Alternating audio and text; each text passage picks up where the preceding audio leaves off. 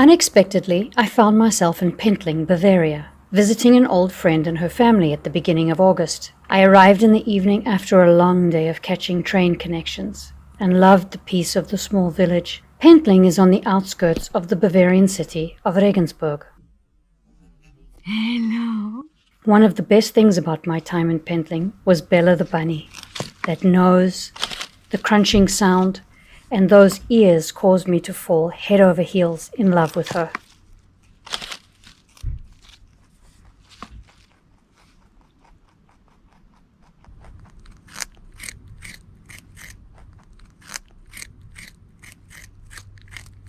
It's an exquisite area, and late one evening we wandered through the forest to the Danube to head to a little local restaurant so that my friend could introduce me to some Bavarian delicacies.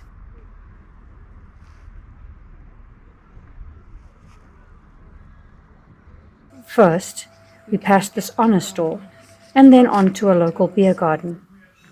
We sat outside on a lovely evening and drank radler, beer and lemonade, whilst eating obatsta, camembert cheese mixed with butter, paprika, and of course, beer. We headed into Regensburg, where there is a lot of reference to King Ludwig I of Bavaria, who reigned from 1825 until the 1848 German Revolution. Regensburg is a wonderfully colorful historic city, with St. Peter's Cathedral at its heart. Unfortunately, one of the spires of the impressive Gothic building was undergoing some maintenance when I was there. The cathedral is the principal church of the Roman Catholic Diocese of Regensburg, and the structure is considered the most significant Gothic work in southern Germany. I couldn't fully capture the exquisite interior with my camera, but it was breathtaking. We wandered through the cobblestone streets on a gorgeous summer's afternoon. Window boxes with flowers spilling over always makes me smile, and I was in awe of the beauty of the buildings.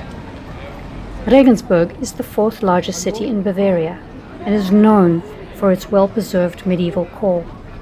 Everywhere you look, there are amazing historical buildings, and the Old Town is a UNESCO World Heritage Site. Juan de Austria was born in Regensburg as the illegitimate son of Charles V, the Holy Roman Emperor, so there are references to him all over Regensburg. And I love the fact that Don's Juan is next to El Sombrero restaurant. This is Haidplatz, a traditional city square with historic buildings in the center of Regensburg. It includes the Thon-Dittmer Palace, a building complex assembled out of two merchant residences in 1809. This lovely old merchant's home is now a hotel.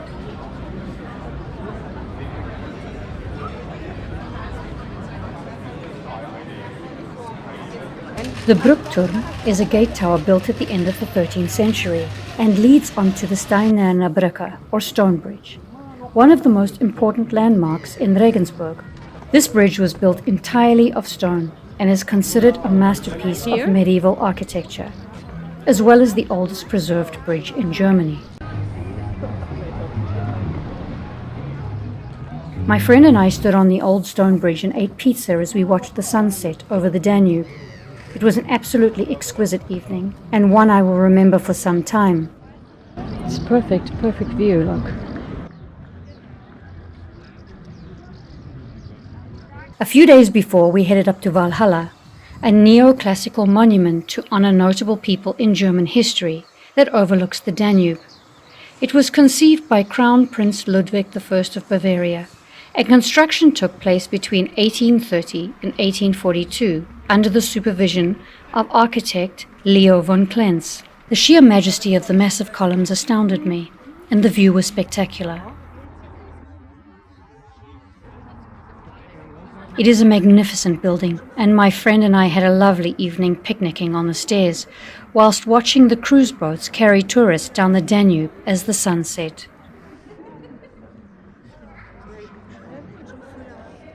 Then it was time to go.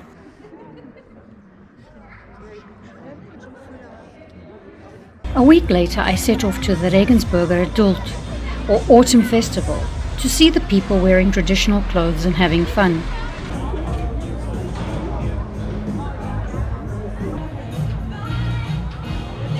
Like most festivals or fairs, there were rides galore, including a lot of screaming as they sped up.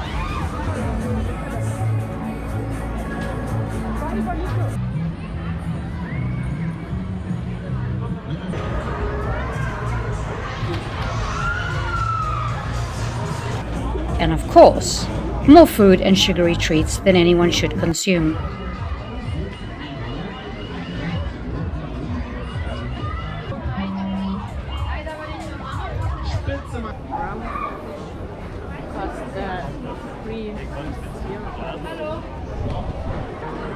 German delicacies were everywhere, as you would expect, including Lebkuchen, which is one of my favorite things to eat. Think gingerbread with hard icing.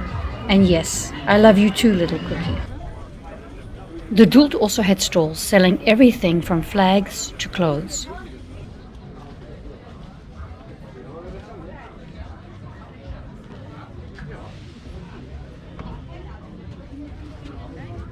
I loved these lederhosen, but the price left something to be desired.